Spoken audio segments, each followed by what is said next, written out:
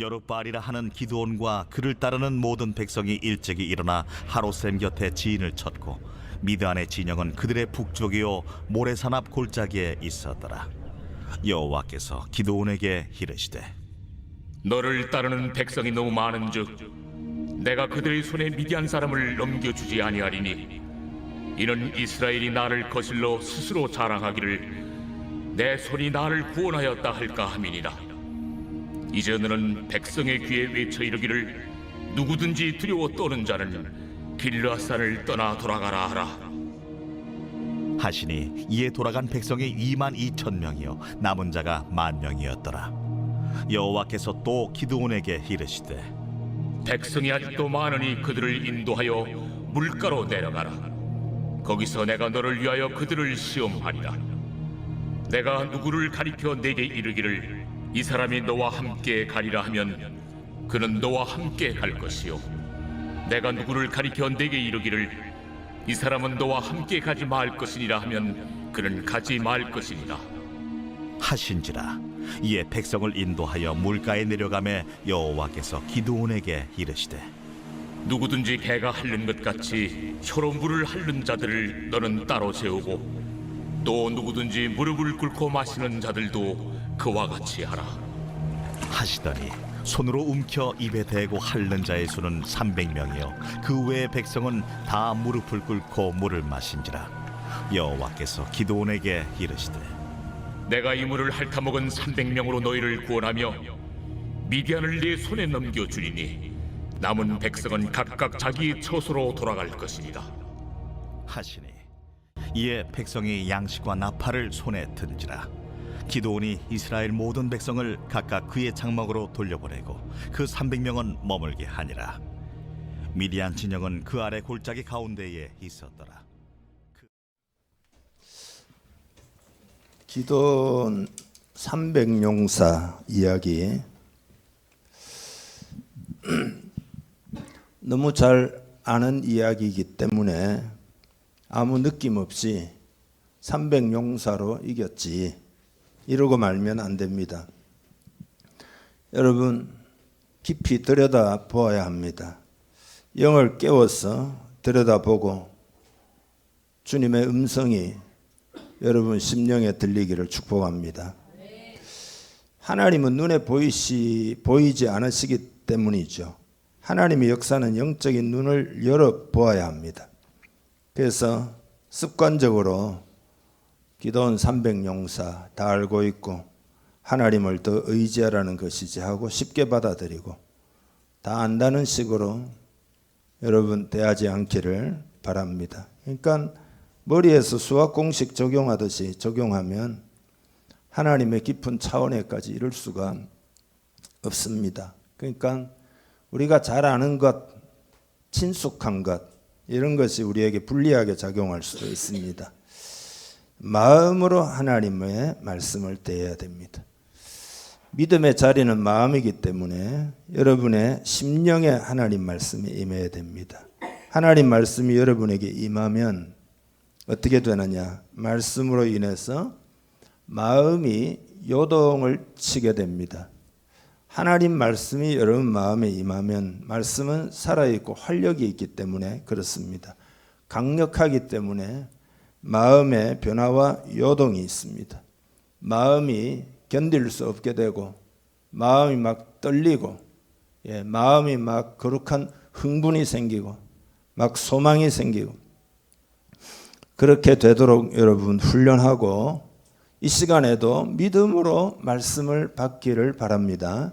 서로 한번 인사하겠는데 믿음으로 말씀 받읍시다. 한번 인사합시다.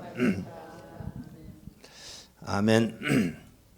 기드온 300용사는 전쟁을 하는 데 있어서 아주 적은 숫자입니다. 여러분 많을수록 좋다. 이게 보통 사람들의 철학이죠. 예를 들어 마트에서 같은 가격으로 더 많은 오이나 더 많은 당근이나 그거를 살 수 있다면 좋겠죠. 세일을 할 때 1+1으로 사면 좋겠죠. 그건 아주 좋은 일입니다. 하나님의 일을 하기 위해서도 우리는 더 많은 것이 필요하다고 생각합니다. 예를 들어 더 많은 예산이 있다면 더 많은 영혼을 구원할 수 있을 것이다. 더 많은 일꾼들이 있으면 더 많은 일을 할 수 있을 것이다.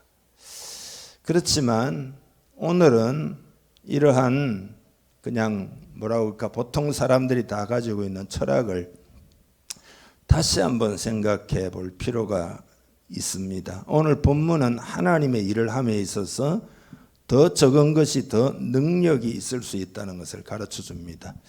여러분, 더 적은 것이 어떻게 더 능력이 있다는 말입니까? 오늘 보면 미디안이나 아말렉 그리고 동방 사람들이 연합군을 형성해서 그게 이제 13만 5천입니다. 기도원이 나팔을 불어서 군대를 소집했는데 그게 3만 2천 명이 모이는 거죠. 3만 2천 명이 모여도 4분의 1도 안 됩니다. 너무 적습니다. 근데 지금 하나님이 뭐라고 말씀하시느냐? 이게 중요하죠. 하나님이 말씀하시기를 너무 많다. 너무 숫자가 너무 많다. 이러시는 거죠. 그래서 오늘 본문을 이해하는 열쇠는 2절인데 2절을 다시 한번 읽겠습니다. 여호와께서 기드온에게 이르시되 너를 따르는 백성이 너무 많은즉 내가 그들의 손에 미디안 사람을 넘겨주지 아니하리니 이는 이스라엘이 나를 거슬러 스스로 자랑하기를 내 손이 나를 구원하였다 할까 함이니라. 아멘. 하나님이 우리에 대하여 가장 염려하시는 부분이 이 부분입니다. 우리가 독립적이 되는 겁니다. 교만을 말하는 거죠. 그러니까 스스로 자랑하면서 내 손이 나를 구원했다. 그러니까 그 왜 이게 하나님이 염려하시냐? 내 능력이 다인 줄 알고 살면 그 내 능력에 갇혀버려요. 인간이라는 게 뭐 인간의 능력 밖에 있는 게 거의 대부분이죠. 그죠? 그러니까 내 능력이 다인 줄 알고 살면 그걸로 끝이에요. 우리의 삶도 여러분 오늘 너무 많다. 숫자를 줄여야 된다. 우리의 삶도 하나님이 줄이실 때가 있습니다. 예, 궁핍해지고 연약해지고 아무것도 없는 상황으로 이끄실 때가 있습니다. 그러니까 13만 5천 앞에 300명이 되게 하신다 이 말이죠. 여러분 이 싸움은 믿음의 싸움입니다. 그러니까 영적인 전쟁이 여러분 사탄과 싸운다라고 생각하는데 실상은 사탄과 싸우는 게 아니에요. 하나님을 신뢰하느냐 하지 않느냐의 싸움이에요. 그러니까 불신앙과의 싸움입니다. 다시 말해서 믿음의 싸움이라 이 말이죠. 하나님 나라의 일은 하나님이 아니면 절대 불가능합니다. 하나님이면 반대로 절대 가능합니다. 그러니까 하나님이 하시는 일을 우리가 다 이해하지 못하지만 하나님께서는 어떤 좋은 계획을 가지고 있습니다. 그러니까 지금 우리의 눈으로 보기에는 너무 300명을 어찌 감당합니까? 할지 모르지만 하나님은 가장 좋은 계획을 가지고 계신 줄 믿으시기를 바랍니다. 우리 인간은 이제 계획을 세우고 우리가 원하는 대로 진행되기를 바라죠. 그죠? 예, 그렇지만 하나님은 더 나은 계획을 가지고 있습니다. 아멘입니까? 베드로와 제자들이 밤새도록 물고기를 잡지 못했을 때 예수님께서는 그들에게 깊은 물로 가서 물고기를 잡으라 하셨잖아요. 베드로의 계획은 뭐죠? 아이고 오늘 헛탕이다. 그리고는 다 잊어버리고 집으로 가는 거죠.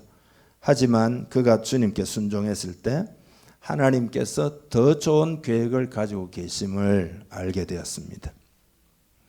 예수님이 제자들에게 자신이 죽을 것이라고 말씀했을 때 베드로는 말리면서 주여 그리하지 마옵소서. 주님이 죽으면 어떡합니까?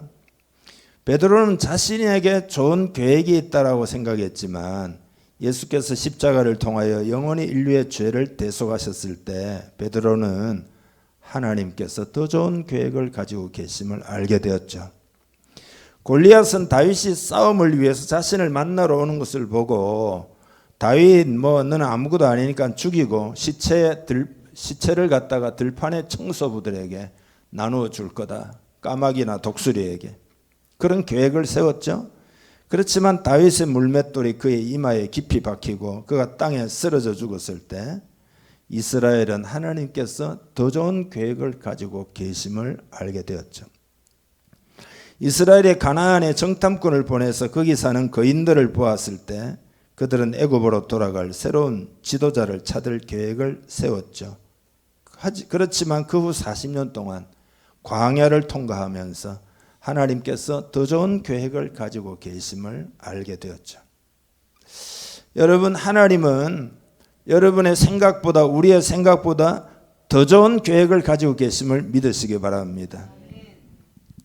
인간의 생각에 하나님의 계획은 그렇게 뭐 똑똑한 계획처럼 보이지 않을 수 있습니다. 그렇지만 항상 하나님은 더 좋은 계획을 가지고 계십니다. 더 좋은 계획을 가지고 계셔요. 이걸 믿어야 믿음입니다. 다윗은 단지 목동으로 성공하고 싶었지만 하나님께서는 그를 위한 더 좋은 계획을 가지고 계셨어요.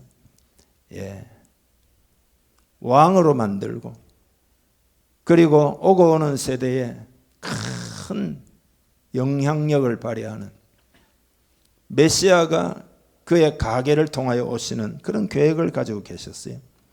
욥은 그냥 그저 예배 생활 잘하고 가족들 사랑하고 또 가지고 있는 부요함도 좀 즐기면서 행복하게 살고 싶어 했던 사람이었지만 하나님께서는 그를 위해서도 더 좋은 계획을 가지고 계셨습니다. 요셉과 마리아는 단지 결혼해서 가족을 키우고 믿음 가운데 행복한 삶을 살고 싶어 했던 젊은 부부였지만 하나님께서는 그들을 위한 더 좋은 계획을 가지고 계셨습니다. 다소의 사울은 그저 기독교를 파괴하고 싶었지만 하나님께서는 그를 위한 더 좋은 계획을 가지고 계셨습니다. 그야말로 놀라운 계획을 가지고 계셨죠. 그래서 온 유럽을 복음화하는 일에 바울을 쓰셨습니다. 여러분을 위한 것도 마찬가지입니다. 더 좋은 계획을 가지고 계십니다. 서로 인사 한번 할까요? 하나님께서는 집사님을 위한 권사님을 위한 더 좋은 계획을 가지고 계십니다. 한번 인사해 봅시다.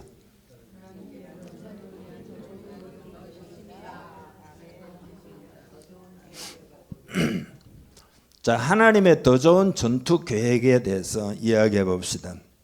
기도원과 함께한 100명이 나머지 200명은 다른 이제 지도자가 데리고 가고 이경초는 밤 11시입니다. 적진 근처에 이르게 됐죠. 이때는 보초들이 임무 교대를 하는 시간입니다. 사면은 칠흑같이 어둡고 미디안 진영은 고요했습니다.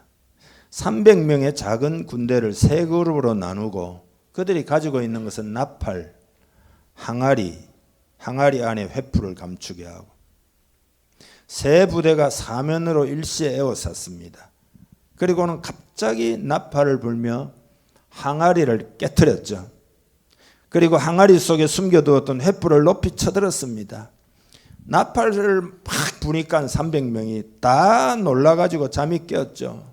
그래서 그들이 생각하기를 우리가 함정에 빠졌구나 막 기겁을 하게 된 거죠. 그 다음에 항아리를 막 깨니까 그 깨지는 소리가 뭐냐 하면은 적군들에 의해서 자기 부대원들이 맞아 터지고 있는 깨지는 소리로 착각해가지고 막 엄청나게 당황하게 된 거예요. 그 다음에 횃불이 보이고 막 전진해서 이쪽으로 오니까 그 뒤에 수많은 군대가 따라온다 생각해가지고 정신없이 도망치기 시작한 겁니다. 그리고 여호와와 기도원의 칼이다 하는 소리를 듣고 놀라가지고 칼이다 그러니까 자기들끼리 적으로 오인해가지고 막 막기 위해서 막 칼을 막 휘두르가지고 서로 막 죽이고 혼비백산 다 흩어지게 된 거죠. 여러분, 이것은 팀 켈러가 이렇게 설명을 하더만요. 탁월한 전략이다. 왜냐하면 첫째로 군대의 규모의 차이를 상쇄시켰다. 이게 뭐냐 하면 실제보다 훨씬 더 크게 보이게 했다. 곰이 오면 팔을 막 벌리고 크게 보이게 하라는 이야기잖아요. 그 다음에 군사력의 차이를 상쇄시켰다. 왜냐하면 적의 낙타들이 막 엄청나게 막 뛰니까 적진의 혼란을 가중시켰던 거죠. 적이 가장 취약할 때를 또 이용했죠. 교대하는 시간이잖아요. 교대하기 위해서 자기 군대가 오는데 그게 마치 적군이 오는 것으로 오인했을 가능성이 큽니다. 기도원의 군대가 했던 일은 오직 믿음으로 순종하는 거였어요. 항아리, 횃불, 나팔, 그걸로 여러분 무슨 전투를 하겠습니까? 그 아무짝에 쓸모없는 무기죠. 무기도 아니죠. 그래서 하나님의 이 전략을 수행하려고 하면 그들에게 믿음과 순종이 필요하죠. 그래서 믿음과 순종의 300명을 하나님이 뽑으셨다. 그런 이야기죠. 그래서 여러분 이 이야기의 영적인 교훈은 먼저는 이 이야기의 주인공은 기도원이 아니라 하나님이시라는 결론을 여러분 가져야 됩니다. 이 전투의 공을 기도원 군대에게 돌릴 수 있을까요? 이거를 군대가 잘했어. 그게 아니라 영웅은 하나님이시죠. 여러분 우리도 마찬가지 하나님께 귀를 기울이고 하나님이 지혜를 주시기도 하고 하나님이 전략을 주시기도 하고 귀를 기울이고 믿음으로 살아야 합니다. 믿음으로 살아야 합니다. 하나님은 여러분을 향한 더 나은 계획을 가지고 계십니다. 둘째로는 하나님의 구원은 강한 자에게 오지 않고 약한 자에게 옵니다. 그러니까 하나님의 구원은 죄인들에게 스스로 자기를 구원할 수 없다라고 생각하는 무력한 사람들을 하나님이 구원하십니다. 그러니까 예수 그리스도는 무력하고 희망이 없는 사람들을 죄인들을 구원하기 위해 오신 것이죠. 그래서 도저히 내 힘으로는 내 삶을 제대로 살아갈 수 없는 힘이 없는 사람, 그래서 오직 그리스도만을 신뢰할 수밖에 없는 그런 사람들을 구원하신다. 세 번째 교훈은 뭐냐? 약할 때 강하다 이거예요. 여러분 믿음의 세계는 숫자의 세계가 아니에요. 믿음의 세계는 약할 때 강한 그런 하나님의 역사를 체험하는 세계가 믿음의 세계입니다. 중요한 구절을 우리 읽겠습니다. 고린도후서 12장 9절 10절인데요. 같이 읽습니다. 나에게 이르시기를 내 은혜가 내게 족하도다. 이는 내 능력이 약한 데서 온전하여 짐이라 하신지라. 그러므로 도리어 크게 기뻐함으로 나의 여러 약한 것들에 대하여 자랑하리니 이는 그리스도의 능력이 내게 머물게 하려 함이라. 그러므로 내가 그리스도를 위하여 약한 것들과 능욕과 궁핍과 박해와 곤고를 기뻐하노니 이는 내가 약한 그때에 강함이라. 아멘. 여러분 인생에는 장애물이 많죠. 하나님은 고난의 장애물을 치워주실 때도 있지만 그거는 영적으로 어릴 때 이야기예요. 그렇게 하면 언제 신앙이 자라겠습니까? 그러니까 고난의 장애물을 극복하도록 하나님이 우리를 인도하십니다. 아멘이죠? 극복하는 과정, 그 과정에 보세요. 인생의 장애물을 어떻게 극복하겠습니까? 그 인간으로서 안 되거든요. 예. 그러니까 얼마나 그 장애물 앞에서 인생의 약함을 경험하겠습니까? 그렇지만 그 약함을 통해서 하나님은 하나님을 의지하게 만드신다 이 말이죠. 그래서 결국 하나님의 능력으로 승리하게 하시는 거죠. 그래서 우리가 고통스러운 환경 가운데 주님을 바라보고 그 은혜를 힘입어서 장애물을 극복하려고 할 때 권능 있는 신앙인이 되는 거죠. 능력 있는 성도가 되는 거죠. 인생을 살다 보면은 여러분 환난도 없고 가난도 없고 실패도 없으면 좋겠죠. 그렇지만 우리 인생에는 언제나 환난이 있고 시련이 있고 가난도 있고 실패도 있고 아픔도 있고 그런 거죠. 그렇지만 약해진 것 때 하나님은 여러분을 강하게 만들 준비를 하고 계신 거죠. 낙심치 말아야 됩니다. 만약에 내가 강하다라고 자랑하면 내가 내 힘을 의지하고 하나님을 의지하지 않기 때문에 그 사람은 결국은 약해지고 말아요. 다 보세요. 자기 힘, 나 주먹을 믿으라는 사람 나이 들어보세요. 다 약해집니다. 그러나 약한 자가 하나님께 부르짖으면 하나님이 강하게 만들어 주시는 것입니다. 그러니까 하나님은 우리가 약할 때 절대 버리지 아니하시고 우리를 강하게 만들어 주신다. 그러니까 우리는 망하지 않습니다. 그래서 그걸 경험한 바울이 오늘 본문에, 아까 우리 읽은 본문에 내가 약한 그때의 강함이라, 이 비밀을 깨달았다 이거예요. 약한 그때에 내가 강하다. 놀라운 고백이죠.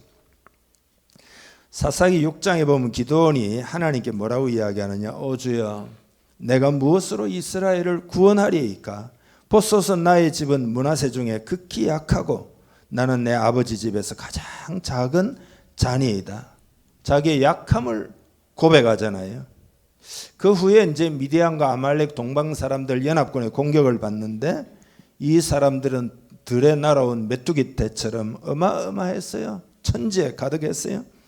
그러니까 300명의 아무것도 아닌 군대를 가지고 그렇지만 싸우라 하나님이 말씀하시는데, 그러니 얼마나 하나님을 의지했겠어요. 예, 이게 32,000명 같으면 해볼 만하다 생각해가지고 하나님 의지하겠습니까? 300명으로 확 줄여 놓으니까 얼마나 하나님을 의지했겠냐 이 말이죠. 그렇지만 그렇게 약함을 느낄 때 하나님의 강함이 그들에게 나타난 줄 믿습니다. 역사상 예수님의 제자 중에 가장 위대한 제자가 바울이죠.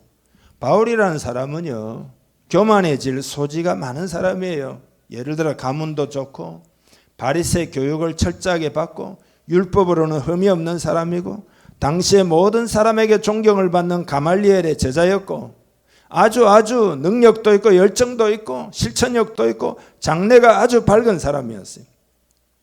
게다가 예수를 믿고 난 다음에도 하나님의 계시를 엄청나게 받았어요. 그리고 3층 천국에도 그가 다녀왔어요. 그래서 자기가 뭐라고 그러죠? 꿈인지 생신지 우리말로 하면 내가 몸 안에 있는지 몸 밖에 있는지 어떤 환상 가운데서, 또 환상도 아니에요. 보면 진짜예요. 하늘을 체험하고 돌아온 사람이에요. 그러므로 하나님 바울이 자만하지 않게 하려고 그에게 가시를 주어가지고 그를 아주 꺾으셨죠. 성경에 보면 사탄의 사자가 자기를 습격해 와가지고 바울이 너무 고통스러우니까 하나님 이 사단의 가시를 물리쳐 주옵소서. 한 번 기도해도 안 되니까 두 번째 물리쳐 주옵소서. 세 번째 간절히 기도하니까 그때 하나님 말씀하시기를 내 은혜가 네게 족하도다. 이는 내 능력이 약한 데서 온전하여짐이라. 그렇게 응답을 주신 거예요. 안 고쳐준다 이 말이죠. 내 능력이, 네가 약한 데서 내 능력이 온전해진다. 네가 사탄의 공격을 받아서 약하지만은 네가 약할 때 그때만이 내 은혜를 의지하여 너는 강하게 된다. 그래서 3번을 다 거절했다 이 말이죠. 사도 바울이 기적을 얼마나 경험합니까? 그죠? 독사에 물렸는데 죽지도 않고, 그죠? 엄청난 유라굴로 풍랑이 와가지고 다 죽게 생겼는데 자기뿐만 아니라 함께 탔던 276명을 다 구원하고 기도해가지고. 그렇지만 자기 문제에 대해서는 응답을 받지 못한 거예요. 그렇지만 하나님은 바울을 위하여 더 좋은 계획을 가지고 계셨습니다. 이게 뭐냐? 하나님의 권능으로 살도록 하는 계획이죠. 그를 통해서 온 세상을 바꿀 계획입니다. 그러니까 여러분, 고난은 더욱더 하나님의 은혜를 의지하도록 하기 위하여 오는 거라 이 말이죠. 고난 당하는 것 딴 게 없어요. 하나님의 은혜를 의지해라. 더 기도해라. 여러분이 지금까지 기도했지만 여러분의 삶에 고난이 오는 것은 더 기도해라. 더 하나님을 의지해라, 그런 거예요. 야고보 5장 13절에 너희 중에 고난 당하는 자가 있느냐? 그는 기도할 것이요. 우리 공동체도 지금이 기도할 때입니다. 고린도후서 1장 9절에 보면 이는 우리로 자기를 의지하지 말고 오직 죽은 자를 다시 살리시는 하나님만 의지하게 하심이라. 철로 역정을 쓴 존 버녀는 시험과 고난은 우리로 하나님을 찾게 한다. 시험과 고난이 와야 인생은 하나님을 찾아요. 마틴 루터는 시련이 없고 모든 것이 순조로울 때가 가장 위험한 시련이다. 왜냐하면 그때 인간은 하나님을 망각하고자 하는 유혹을 받기 때문이다. 시련이 없을 때가 가장 진짜 무서운 때다 이 말이죠. 그러나 시련이 있으면 심령이 깨어져서 하나님을 찾잖아요. 그리하여 하나님의 은혜와 하나님의 권능을 힘입고 승리하는 삶을 산다 이 말이죠. 그러나 시련이 없으면 하나님을 잊어버릴 위험이 크다 말. 여러분이 뭔가 좀 되는 듯하다 할 때 무릎 꿇기를 바랍니다. C.S. 루이스는 이거 유명한 말이죠. 왜 고난이 있는가? 그것은 대부분의 사람들이 큰 일을 당하기 전까지는 하나님의 음성에 대해서 무관심하기 때문이다. 고난은 이런 인생을 향하여 하나님의 뜻을 전달하는 확성기다. 고난은 우리에게 정신을 번쩍 차리고 정신 차려라 이런 확성기다. 여러분, 오늘 우리 시대가 대단히 어려운 시대인데 앞으로 더 어려워질 것으로 보입니다. 그것은 더욱 기도하고 더욱 하나님을 의지하라는 뜻입니다. 지난주에 전국 교회가 함께 기도하는 시간을 간절히 기도하더만요. 광화문에서 여의도에서 종로에서 시청 앞에서 각 교회에서 그렇게 강하게 많은 사람이 기도하는 이유가 뭐냐? 지금 시대가 어려우니까 그렇게 기도하잖아요. 등 따시고 배부르면 그렇게 모여서 기도하겠냐 이 말이죠. 하나님, 우리가 더욱 부르짖어 기도하여 하나님의 은혜와 능력 안에 머물도록 우리에게 고난의 가시를 주는 겁니다. 고난 당하기 전에는 다 삶의 스위치를 누구한테 꽂고 있느냐 하면 나한테 꽂고 있어요. 내 에너지로 사는 거죠. 내가 좀 살만하니까. 그러나 고난을 당하면 내가 고난을 견딜 수 있는 힘이 없기 때문에 그 스위치를 뽑아가지고 비로소 그때야 예수님께 스위치를 꽂는단 말이죠. 그리고 예수님께 꽂아야 살아요. 예수님만이 유일한 구원자인 줄 믿습니다. 나는 에너지가 너무 약해요. 그래서 예수님이라고 하는 강한 배터리에다가 그걸 꽂아야 큰 에너지를 얻게 됩니다. 기도 안 하는 사람에게 기도를 시키는 유일한 길은 프로그램이 아니에요. 그건 고통을 주는 거죠. 고통을 주면 기도 안 할 사람이 없어요. 참된 그리스도인이라고 하면. 또 인간은 완악하기 때문에 그 길밖에 없어요. 괴로움을 당하면 그제서야 기도를 해요. 여러분, 고통이 있습니까? 콘센트를 자신에게서 빼가지고 주님께 꽂아야 됩니다. 고통이 다가오면 기도하라, 하나님께 연결하라, 그런 하나님의 뜻이에요. 그 외에는 없어요. 그래야 하나님의 능력이 여러분에게 역사하실 수가 있습니다. 기도해야 하나님의 능력 안에 머물 수가 있습니다. 정신의학자인 에릭 린드맨이라는 사람은 고난당하는 사람 대상으로 설문조사를 해봤더니 고난당한 사람들의 85%는 다 이런 거예요. 고난이 내게 축복이었다. 돌아보니까 고난이 내게 축복이었다. 그 이유가 뭐냐? 고난 때문에 나쁜 습관을 일단은 고칠 수 있었다. 예를 들어 담배 자꾸 피는 사람은 아무리 피지 말라고 해도 계속 피워요. 근데 완전히 암에 딱 걸려버리면은 그거 끊지 않을 수가 없어요. 자꾸 술 먹는 사람도 고난을 통해서 나쁜 습관을 버리게 된다 이 말이죠. 두 번째로 고난으로 가정과 신앙, 사랑을 회복했다는 거예요. 고난 당하기 전에 가정을 등한히 하고 허랑방탕하고, 그러나 고난 당하고 매를 맞으니까 정신이 번쩍 들어가지고 회개해가지고 가정으로 돌아오고 가족들도 사랑하게 되고 자기 힘드니까, 그리고 신앙도 회복한다 이거예요. 고난을 극복하기 위해서 세 번째로 노력한 결과 인생이 새로워진다. 원망과 불평하던 삶이 감사하는 삶으로 바뀌게 된다. 왜냐하면 고통스러우니까 하나님 앞에 자복하고 회개하고 새로운 사람이 되고 노력하다 보니까 진짜 행복이 뭔지를 발견하게 되고 너무 감사하다, 너무 감사하다. 그렇게 되는 거죠. 저도 지나왔던 과정을 이렇게 쭉 돌아보면 고난을 많이 당했는데 고난의 과정이 절대 불행이 아니었어요.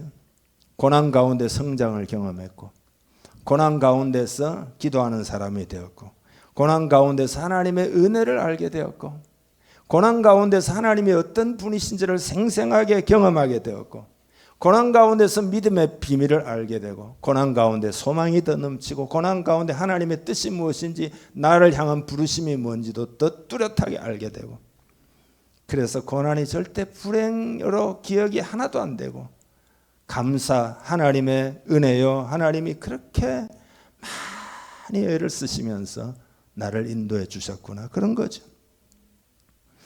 여러분을 약하게 만드는 게 여러 가지가 있겠죠. 가정의 문제나 사업의 문제나 가난이나 질병의 문제나 실패의 문제나 공고함의 문제나, 문제들이 다가와서 여러분을 약하게 하죠. 그러나 이 모든 것을 통해서 하나님은 여러분을 믿음의 사람으로 빚으시는 거예요. 하나님의 강함을 체험하는 사람으로 만드시는 거예요. 그 하나님의 뜻을 잘 받들기를 축복합니다.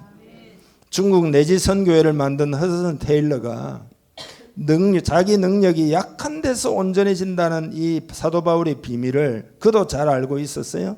하루는 그의 친구가 중국 내지 선교회라는 것은 뭐냐 하면은 해안가가 아니고 내륙으로 들어가 선교하는 것은 완전히 죽음과 같아요. 그건 불가능해요.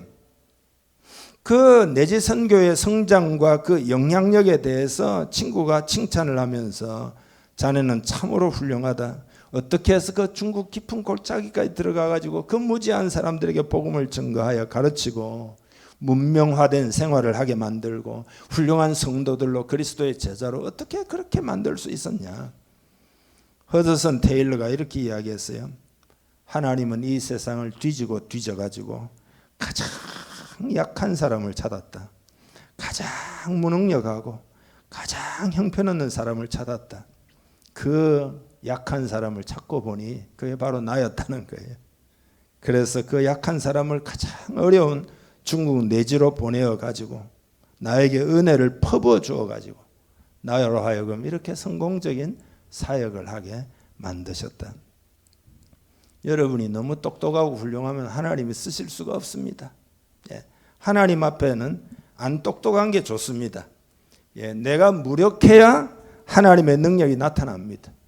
내가 무력해야, 내가 약해야 하나님의 능력이 나타나요. 우리가 어려운 일을 이제 극복하고 승리하려면 300용사와 같은 작은 것으로 인하여 13만 5천을 물리치는, 다시 말해서 13만 5천은 뭐라고 볼 수 있어? 우리 인생에 다가오는 많은 장애물들, 나를 공격하는 것, 나를 무너뜨리려고 하는 것들, 어려운 일들, 환경들, 그런 게 오면은 어떻게 해야 되느냐? 말씀이 중요합니다. 하나님 말씀을 늘 묵상하기를 바랍니다. 시편에 나오잖아요. 오직 여호와의 율법을 즐거워하여 그의 율법을 주야로 묵상하노도다. 그는 시냇가에 심은 나무가 철을 따라 열매를 맺으며 그 잎사귀가 마르지 아니함 같으니 그가 하는 모든 일이 다 형통하리로다. 아멘. 하나님 말씀을 주야로 묵상해서 우리가 말씀으로 탁 서게 되면은 우리의 모든 삶의 영역에서 하나님 베푸시는 은혜의 역사를 체험할 수 있는 거죠. 말씀을 묵상하면 충만해져요. 요새 제가 교재 만드느라고 말씀을 주야로 틈만 나면 계속 묵상하고 연구하고 하니까 있잖아요. 충만해져요. 그래서 하나님 말씀의 능력을 많이 체험하고, 하나님 말씀이 진짜 놀랍다. 말씀이 내 마음에 가득하니까 있잖아요. 충만해져요. 마음이 막 있잖아요. 막 부풀어 오르고 있잖아요. 힘이 막 생기고 그래요. 그 다음에 여러분 13만 5천을 극복하려면 성령의 도우심을 항상 간구해야 됩니다. 하나님이, 주님이 너희를 고아처럼 버려두지 않는다.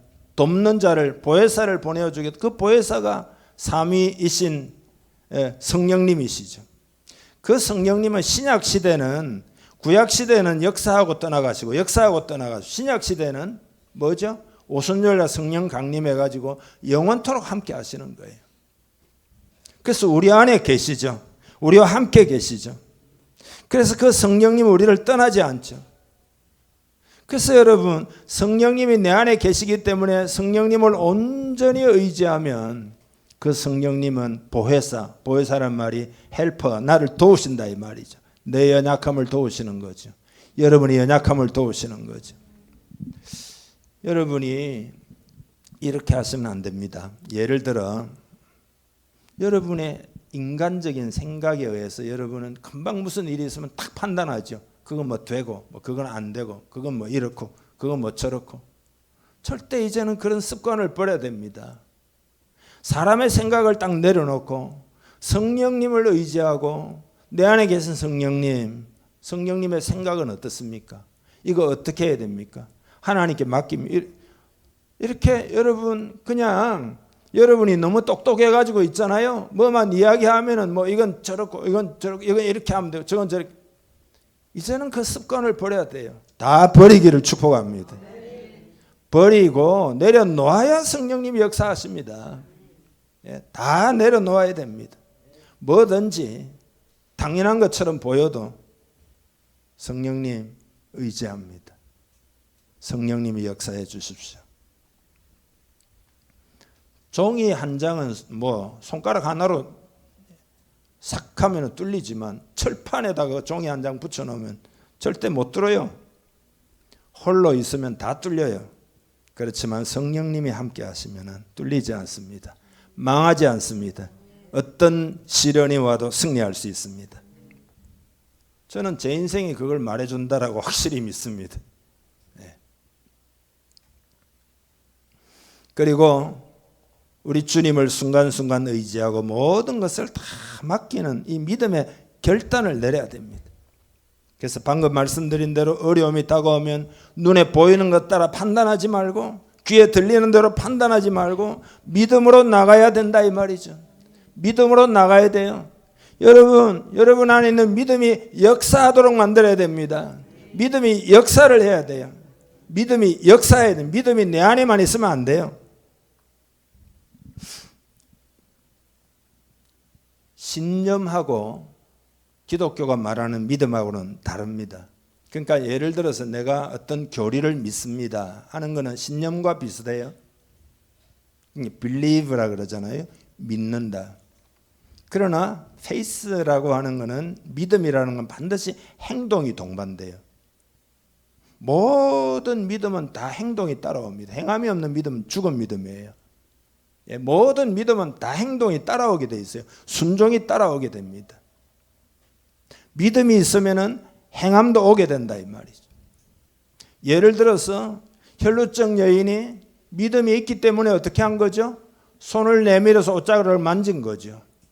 소경이 믿음이 있기 때문에 여리고성을 지나가는 예수님을 우리를 불쌍히 여기소서 하고 막 고함 지르고 행동한 거잖아요.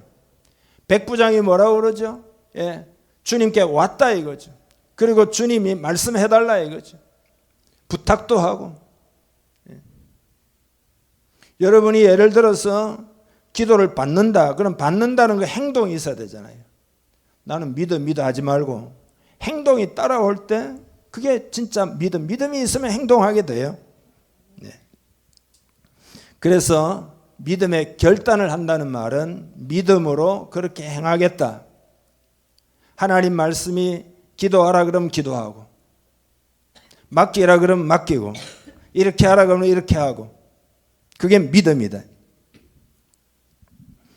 우리 다니엘 기도의 3주간은 그런 믿음을 강화하는 시간이죠. 주님께 돌아가는 시간이죠. 은혜를 의지하는 습관을 기르는 시간이죠. 요거 잘 통과하고 나면은 그 다음에 하나님이 이제 일꾼들을 세우실 텐데요. 여러분들이 다 주의 일꾼들이 되어가지고 귀하게 쓰임 받기를 바랍니다. 약할 때 강합니다. 그래서 하나님이 수가 너무 많다. 그 이유를 아시겠죠? 이 믿음의 비밀을 가지고 승리하는 여러분 되기를 주님의 이름으로 축복합니다. 다 같이 기도하겠습니다. 오늘 말씀 듣고 여러분 하나님께 여러분의 반응을 말씀드리기를 바랍니다. 하나님 말씀 들었습니다. 오늘 말씀대로 살기를 원합니다. 내 삶에 적용합니다. 너무 많다고 말씀하시는 하나님의 말씀의 이유를 하나님 제가 깨닫습니다. 저도 하나님 의지하는 사람으로 변화되기를 원합니다. 약할 때 강한 그런 하나님의 권능을 체험하기를 원합니다. 그런 믿음의 사람 되게 하시옵소서. 다 같이 기도하겠습니다. 하나님 아버지, 우리 가운데는 실패도 있고 가난도 있고 약함도 있고 시련도 있고 환난도 있고 문제도 있고 풀어야 할 숙제들도 있습니다. 그러나 이 모든 연약함을 경험할 때 하나님의 강함을 의지하라고 하시는 하나님의 큰 음성인 것을 오늘 배웠습니다. 그리고 하나님 앞에 나아가서 그 은혜와 권능을 의지할 때 하나님의 강함이 역사하여 하나님의 그 강함으로 인하여 승리를 체험케 하시는 줄 믿습니다. 이것이 믿음의 비밀인데, 십자가의 비밀인데, 하나님 아버지 이것을 깨닫고 하나님 우리의 약함을 하나님께 드리며 주님의 권능을 가까이 하고 의지하여 승리하기를 원합니다. 인생에 승리하고 사역에 승리하고 하나님 나라의 큰 승리를 체험하기를 간절히 원합니다. 그러한 놀라운 은혜를 우리에게 주시기 위하여 광야와 같은 그 연약함을 통과하게 하신 줄 아오니 주여 결코 낙심하지 말고 하나님을 더욱 강하게 붙들므로 말미암아서 하나님의 놀라운 은혜, 성령의 권능을 다 체험하는, 성령의 권능을 체험하는 그런 우리 공동체가 되게 하여 주시옵소서. 하나님이 뜻을 가지고 더 나은 계획을 가지고 오늘 우리를 인도하고 계심을 믿습니다.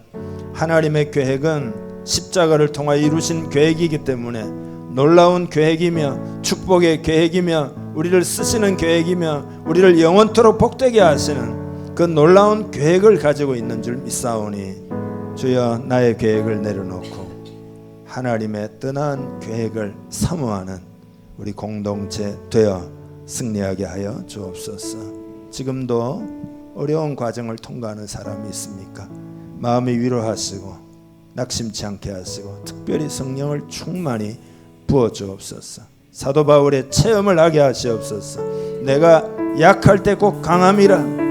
나는 약하지만 하나님의 은혜가 부어져서 그 권능으로 인하여 일어난 일들을 다 체험하도록 역사하여 주시옵소서.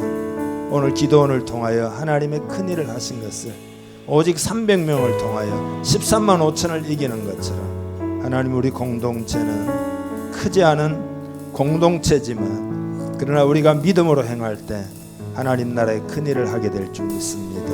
믿음으로 일어나 빛을 발하는 우리 모두 되게 하여 주시옵소서. 축복하며 예수님의 이름으로 기도하옵나이다. 아멘.